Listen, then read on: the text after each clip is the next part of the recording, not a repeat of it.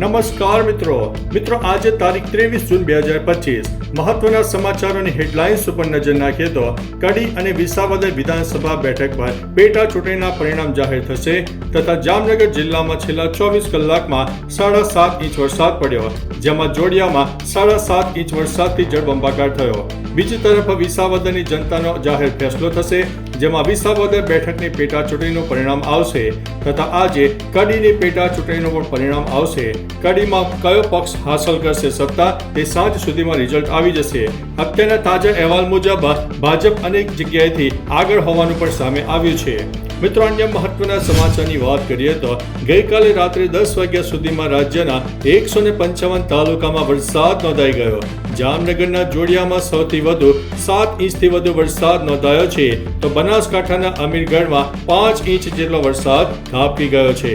મિત્રો, અન્ય મહત્વના સમાચારની વાત કરીએ તો આજે કડી અને વિસાવદર વિધાનસભાની પેટા ચૂંટણીનું પરિણામ જાહેર થઈ ગયું છે અને ધીમે ધીમે તેના આંકડા પણ આવી રહ્યા છે। આ બંને બેઠકો પુત્રી પાંખ્યો જંગ જામ્યો છે। વિસાવદરના પરિણામો પર સૌની કોઈની નજર રહેવાની છે। મિત્રો, અન્ય મહત્વના સમાચારની વાત કરીએ તો વરસાદની આગાહીની રાજ્યના 12 જિલ્લામાં વરસાદના ઓરેન્જ એલર્ટ સાથે ભારે વરસાદની આગાહી કરવામાં આવી છે। અમરેલી, ભાવનગર, બોટાદ, અરવલ્લી, મહીસાગર, આણંદ, પંચમહાલ, દાહોદ, વડોદરા, ભરૂચ, નવસારી અને વલસાડમાં ભારે વરસાદની શક્યતા વર્ણવવામાં આવી છે।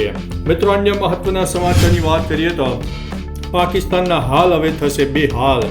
પાકિસ્તાનને હવે ભારતનું નહીં મળે સિંધુ જળ સંધિ માટેનું જે પાણી હતું તે નહીં મળે અને તે સંધિ કરાર કાયમ માટે રદ રહેશે। પાકિસ્તાન સાથેની આ સંધિ હવે બહાલ નહીં કરાય તેવું ગૃહમંત્રી અમિત શાહે સ્પષ્ટતા કરી દીધી છે। પાકિસ્તાનને મળતું પાણી હવે ભારત તરફ વાળી લેવામાં આવશે અને રાજસ્થાન સુધી પહોંચાડવા માટે મોટી કેનાલ બનાવવામાં આવશે। પહેલગામ હુમલા બાદ ભારતે પાણી અટકાવતા પાકિસ્તાનમાં નદીઓનું જળસ્તર 20% ઘટ્યું છે। કૃષિને પણ મોટો ફટકો પડ્યો છે। મિત્રો, અન્ય મહત્વના સમાચારની વાત કરીએ તો મિડલ ઈસ્ટમાં ચાલી રહેલા યુદ્ધ વચ્ચે ભારતના વડાપ્રધાન નરેન્દ્રભાઈ મોદીએ ઈરાનના રાષ્ટ્રપતિ મસૂદ પેઝેશકિયન સાથે ફોન પર વાતચીત કરી હતી। પીએમ મોદીએ મસૂદ પેઝેશકિયન સાથે વર્તમાન પરિસ્થિતિ પર વિગતવાર ચર્ચા કરી અને ચિંતા વ્યક્ત કરી। પીએમ મોદીએ એક્સ ઉપર પોસ્ટ કરીને ઇઝરાયલ અને ઈરાનને તણાવ ઓછો કરવા અને પરસ્પર વાતચીત કરવા માટે અપીલ કરી છે। મિત્રો, અન્ય મહત્વના સમાચારની વાત કરીએ તો ભાવનગરથી મોટા સમાચાર સામે આવ્યા છે। 220 ગ્રામ પંચાયતની ચૂંટણીમાં 71.50% જેટલું ઊંચું મતદાન પણ થવા પામ્યું છે। મિત્રો, અન્ય મહત્વના સમાચારની વાત કરીએ તો સરકારી કચેરીઓ જ અત્યારે ખખડધજ હોય તો પછી પ્રજાનું શું ધ્યાન રાખવાના છે આ સરકારી બાબુઓ। મહુધા તાલુકા પંચાયત કચેરીમાં પોપડા ખરી પડતા નાસભાગ મચી જવા પામી હતી। મિત્રો, અન્ય મહત્વના સમાચારની વાત કરીએ તો સૌરાષ્ટ્રમાં આજે પણ ધૂપછાવના માહોલ વચ્ચે સૂર્યનારાયણ દેખાતા રહેતા રહી ગયા। થોડી વાર તો વરસાદ જવાથી ઠંડક અનુભવાઈ હતી, ત્યારે સાંજે 7 ઇંચ સુધી શ્રીકાર મેઘમહેર જોવા મળી હતી। વાવણી લાયક વરસાદથી હરકની હેલી પણ ઉમડી પડી હતી, જેમાં સૌથી વધુ જોડિયામાં સાંબેલાધાર 7.5 ઇંચ વરસાદથી જળબંબાકાર થયો, જ્યારે કાલાવડ, કેશોદ અને ગેડ પંથકમાં પણ 5 ઇંચ તો પડગરી, મેંદરડા, માણાવદર અને કુતિયાણામાં પણ ધોધમાર જેટલો 4 ઇંચથી વધુ વરસાદ ખાબકી ગયો છે। મિત્રો, અન્ય મહત્વના સમાચારની વાત કરીએ તો અમેરિકન વિદેશ વિભાગે પોતાના નાગરિકોને કહ્યું છે કે ભારતમાં મુસાફરી કરતી વખતે વધુ સાવધાની રાખે, જેના માટે તેમણે ક્રાઇમ, આતંકવાદ અને સરહદી વિસ્તારોમાં સંભવિત સૈન્ય અથડામણનો ઉલ્લેખ કર્યો છે। અમેરિકાનું કહેવું છે કે ભારતમાં દુષ્કર્મ સહિત અનેક કેસો ઝડપથી વધી રહ્યા છે, તેથી અમેરિકન મહિલાઓને ભારતમાં એકલી મુસાફરી ન કરવા માટે પણ જણાવ્યું છે। મિત્રો, અન્ય મહત્વના સમાચારની વાત કરીએ તો ઇઝરાયલ અને ઈરાન યુદ્ધની અસર જોવા મળી। એર સ્પેસ બંધ થતાં લંડન જતી ફ્લાઇટ ભારત પરત ફરી ગઈ છે। મિત્રો, અન્ય મહત્વના સમાચારની વાત કરીએ તો એર ઇન્ડિયાએ પોતાની નેરો બોડી નેટવર્કમાં કામ ચલાવ ઘટાડાની જાહેરાત કરી છે, જે 15 જુલાઈ 2025 સુધી લાગુ રહેશે। આ પગલું એરલાઇનની ઓપરેશનલ સ્થિરતા સુધારવા માટે મુસાફરોને છેલ્લી ઘડીની મુશ્કેલીઓથી બચાવવાના ઉદ્દેશથી લેવામાં આવ્યું છે।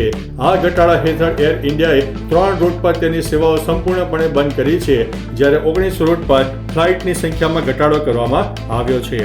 મિત્રો, અન્ય મહત્વના સમાચારની વાત કરીએ તો ઈરાનના પરમાણુ મથકો પર અમેરિકાના બોમ્બ માર્યા બાદ ઈરાનની સંસદે એક નવો નિર્ણય લીધો છે, જેની વિશ્વભરમાં મોટી અસર થઈ શકે શકે છે.